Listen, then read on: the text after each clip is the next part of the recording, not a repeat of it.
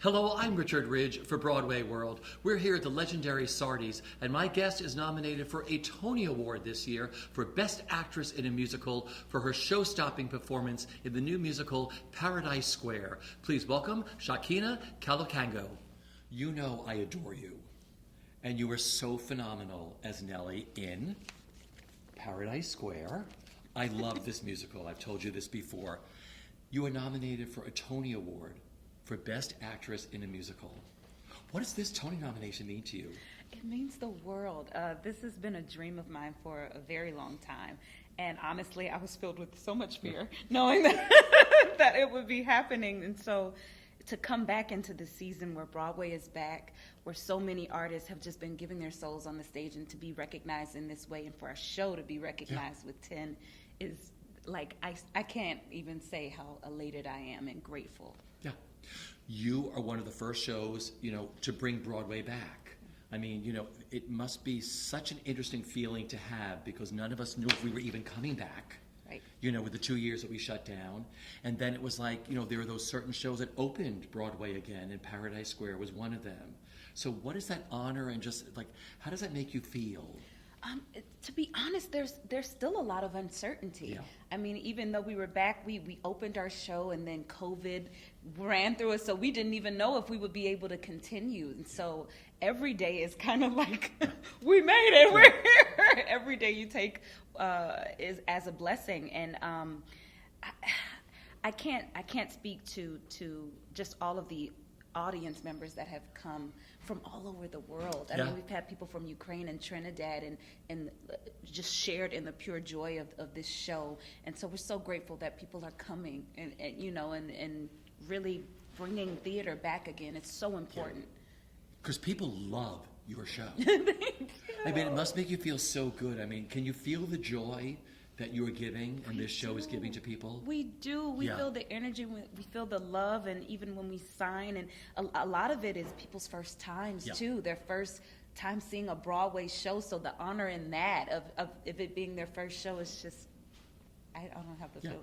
No, because I was mentioning this, a lot of people are coming to see your show and a few others for the very first time, like you're all introducing them to live theater, and that's a big deal, because we all did that. Remember, like the first time you went, you're like, oh my God, this is not a film, it's not TV. Right. And I mean, that must bring you so much joy too, right? It does. I mean, audience members, there are our scene partner, and it's so much a shared experience, shared energy, and there's nothing like it. Like if you make a mistake on stage, you just got to keep going with the punches, and the audience is right there with you as you literally fight to breathe each moment. It's incredible.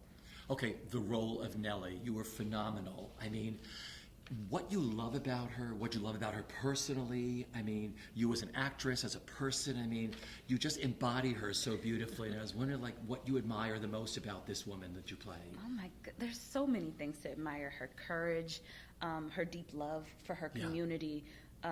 She's like a mama bear. She protects it so fiercely.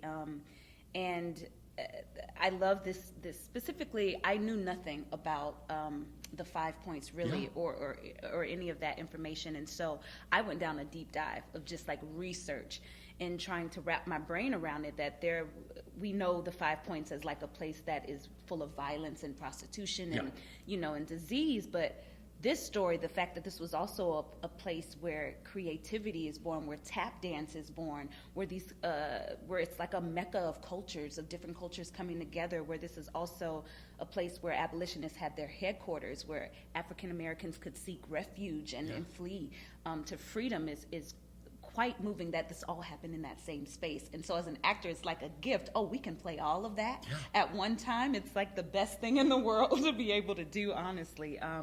And Jason Howland's music, for sure.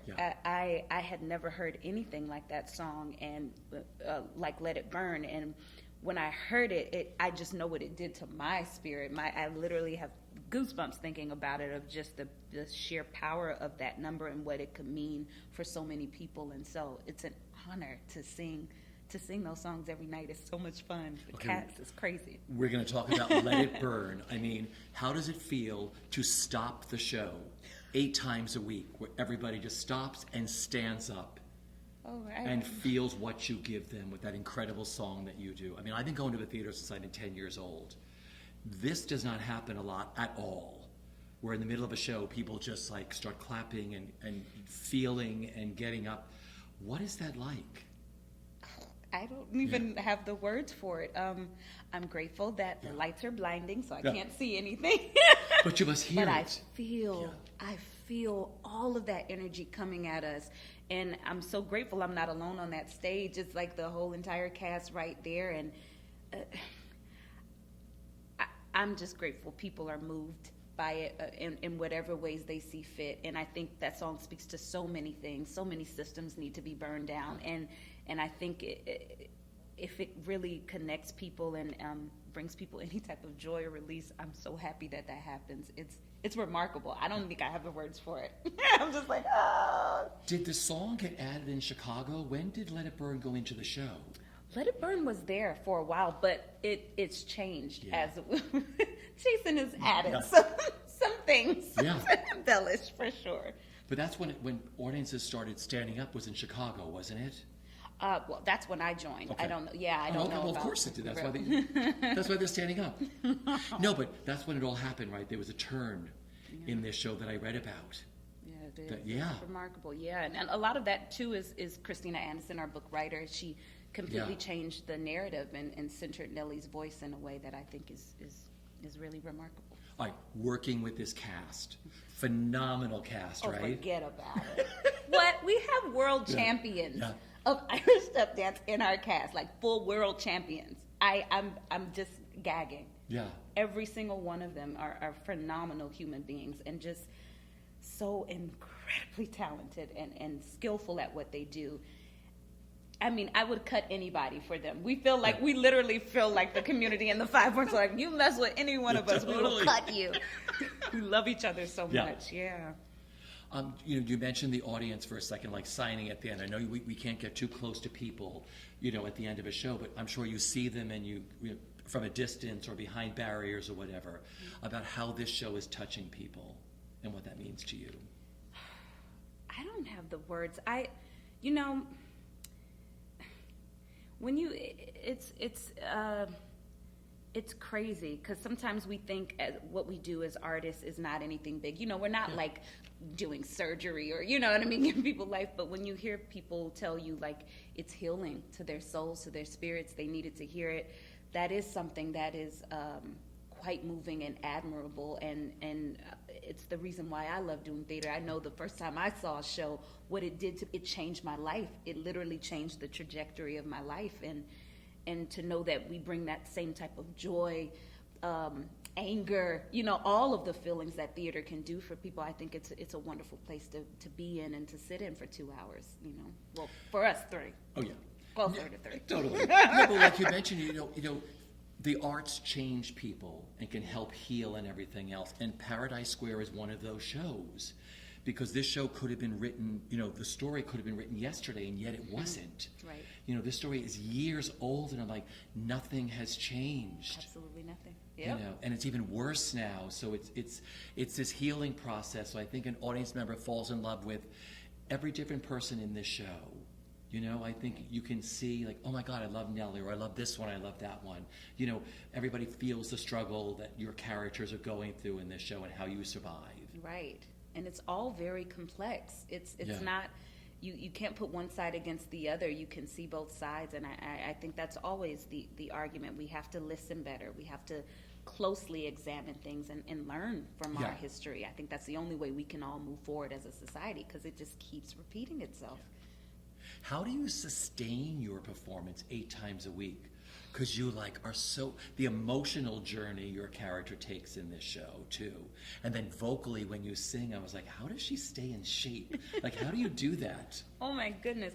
I owe a lot to Joan Lader, who's my vocal coach. I take lessons every week. I love her dearly. She has saved my life. I steam.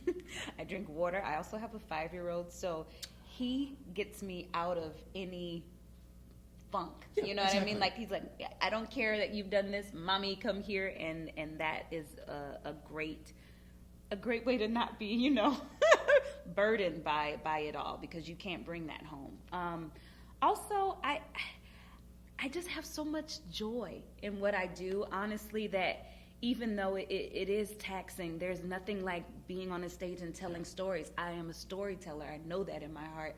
I love telling stories. And so it's the people. Every time we come on there, they come with energy. As soon as you hear Jason Howland conducting and they're like roar before we start, we're like, okay, let's go. We got to meet them where they are too.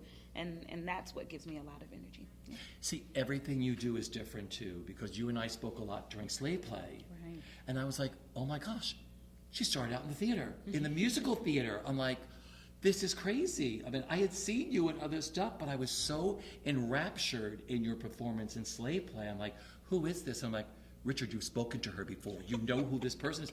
But, you know, everything you do is different. And Nellie is so different than who you played in Slave Play. Absolutely. You know, and that was another Tony nomination, so well deserved for that too. But like I said, everything you choose is different. Do you go after roles that are different? Do you look for work that way, or when work comes your way?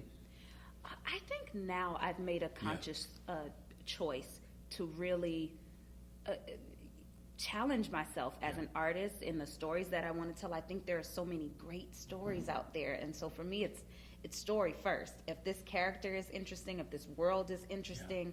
I want to go for it, and I want to tell it no matter how difficult it is. And if I fall flat on my face, I'll fall. You know what I mean? But I think we all look to be challenged. Yeah. It's that's where you find the humanity, the characters, and really getting into the work. So I love that part. Yeah. Yeah. Do you have an outfit chosen yet for the Tonys? I mean, Well.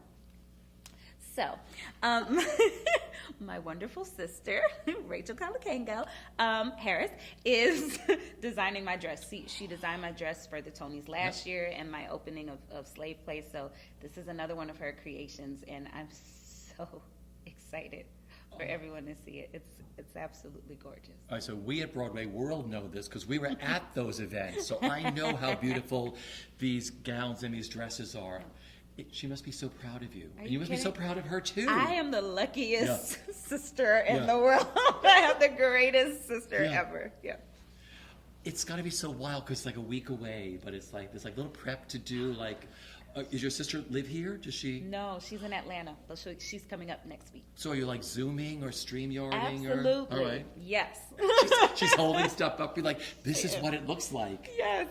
Sending me videos. We're all trying to coordinate it. Yeah. It's really exciting. All right, so I've been with you a lot during this whole process of the awards season and everything else. I was with you during Slave Play and with you now. I mean, you're an artist, like you said. You're a storyteller. That's what you do. You know, and like I said, you were one of the first shows back. And like I said, we talked about this at the beginning of this, but it's like no one takes anything for granted anymore. It's like people love like walking down that street and seeing the marquee lit and walking into a stage door and saying, oh my gosh, I can sign my name into this is what I do. Right. I mean, what do you like to get to the theater early? Do you like to get there at half hour? Like, when do you like to get to the theater? Ooh. Well, yes. I need to get there at least like an hour before just to center my brain. Sometimes it doesn't happen because of, you know, especially around this time where we have like press events, but it's... And your 5-year-old. And the 5-year-old. It's like, you can't leave right now. It's like, no, Mommy's got to do a show. Right. Like, please. I can't be late. So it's like sometimes you can't get centered, but you know, a lot of people. See, I would love to get there early too. I would think just getting in my space and getting into my dressing room. Oh, absolutely, because like once you get in there, it's pretty much madness. I mean, we're in corsets and 5 layers of skirts. It's a process. So you need that hour. You do. You really do. Between wig calls and corset calls and everything else that you have to do, and you know, is there a ritual before that you do with the cast, or do you do anything? What do you do to like prep beforehand?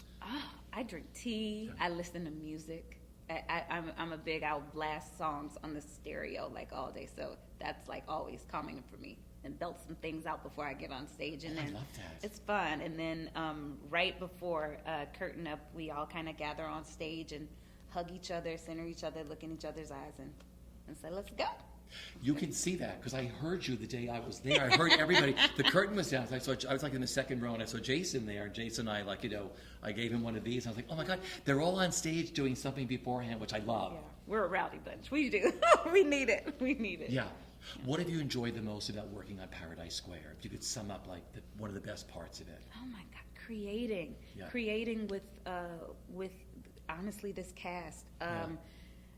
There's nothing like knowing you're doing an original story and to be in the room where people are so open to collaborating, where you know in any moment this scene can be tossed out, this new song can be added, which has essentially happened for us here, where we got a whole new act two. It's like that just being as like water. I think of that. We just all have to flow with this and be comfortable with change in such a real way. And I think, especially with the 2 years that we've all kind of had to just center to be able to be in a room again and create, I think has been these people are just crazy. They're crazy talented, crazy passionate, and so we go for it full. We go full hard on it, and that's exciting. I love that energy in the space. Yeah, I could talk to you forever. I have admired your work, and like I said, just thank you for doing what you do. The best. Thank you. Aw. And cut.